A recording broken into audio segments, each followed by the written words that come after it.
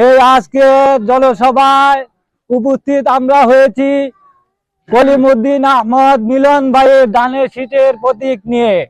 আমরা কিভাবে এই কলিমুদ্দিন মিলন ভাইয়ের ধানের শীষকে জয়যুক্ত করতে পারবো, সেই উপলক্ষে আমরা আগামী 12 তারিখে ফেব্রুয়ারি তারিখের আগে যত চেষ্টা লাগে আমরা জান প্রাণ দিয়ে চেষ্টা করবো ইনশাল্লাহ।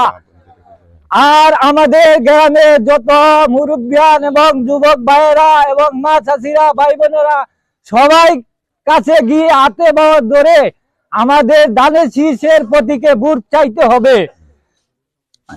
ভোট 12 তারিখ সকালবেলা আমরা যারা যুব সমাজ আছি তারা ঝাঁপিয়ে সংগ্রহ করে ভোট দিতে হবে। সকাল 8টা বা 9টার আগে আমরা ইনশাল্লাহ ভোট দিতাম। এই আশাবাদ ব্যক্ত করে আমি আমার সংক্ষিপ্ত বক্তব্য শেষ করি।